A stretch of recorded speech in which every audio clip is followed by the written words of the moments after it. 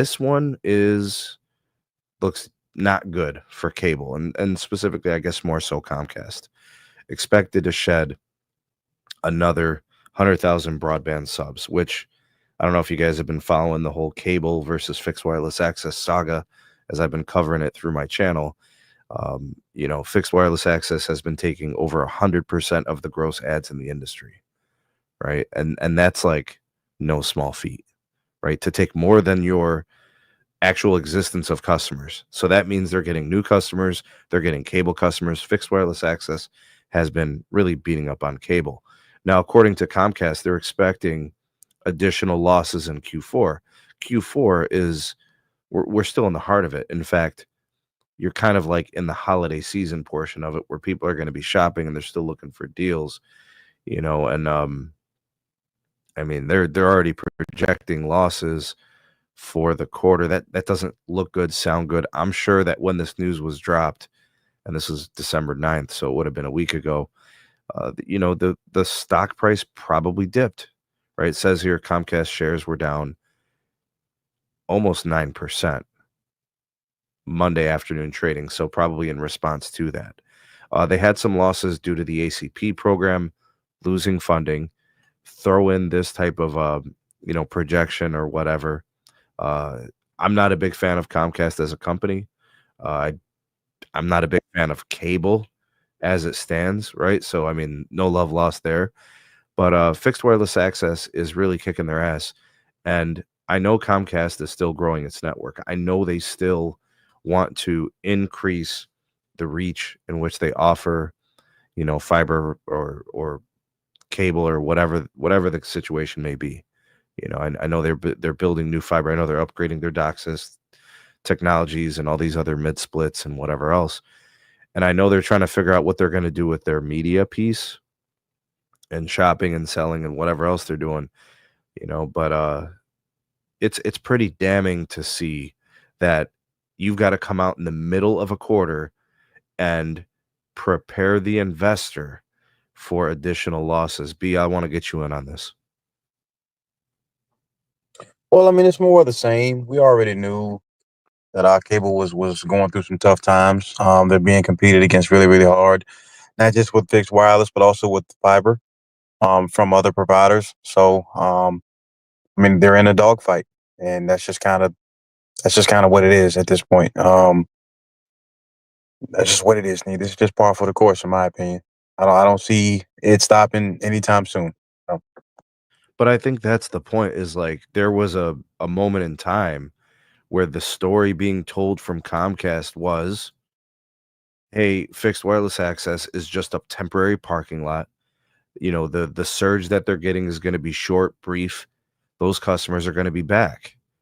And then the story shifted from big cable, from temporary parking lot to quote unquote, they're just nibbling at the bottom, which they completely disrespected and de-emphasized the consumer that was shopping for a better deal or wanted to leave big cable because of treatment or explosive pricing or just a inability to provide a quality, reliable service.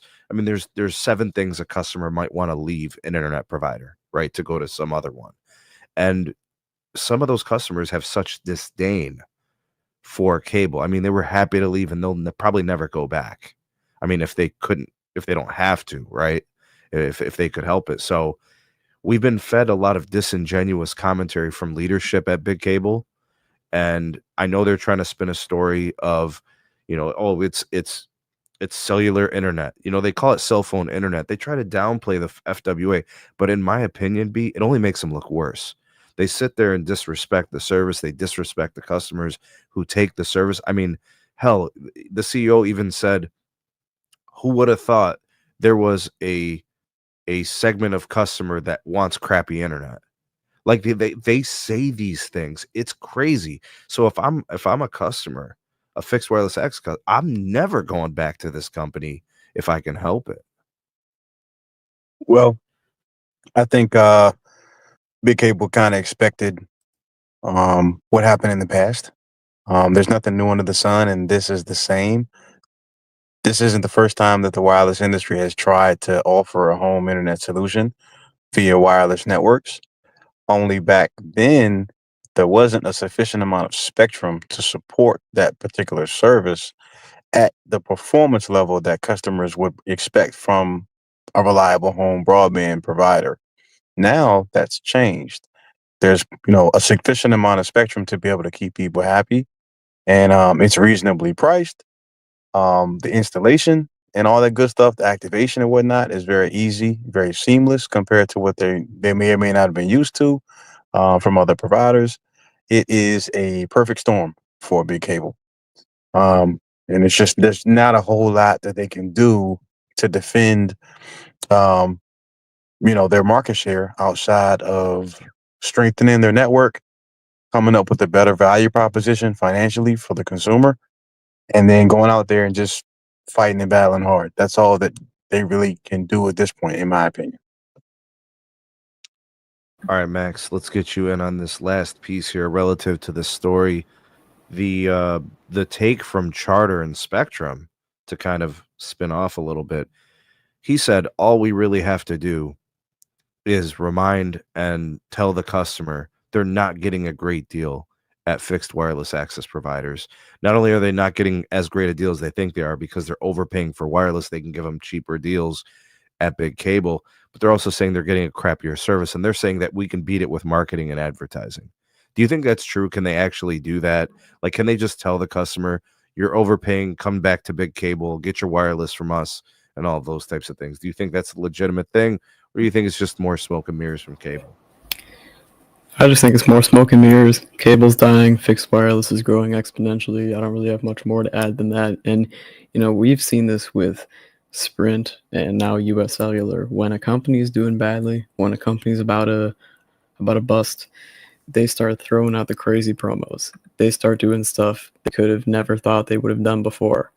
Like, this is the first thing you see when you go to the XFINITY website.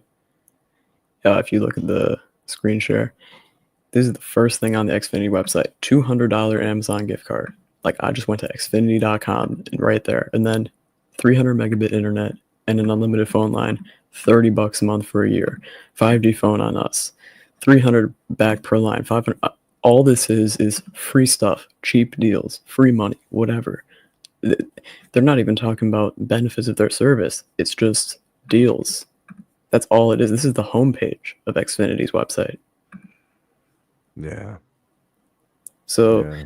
if there's any other indicator that you need that maybe cable's not doing so well, there you go. Yeah, that's interesting.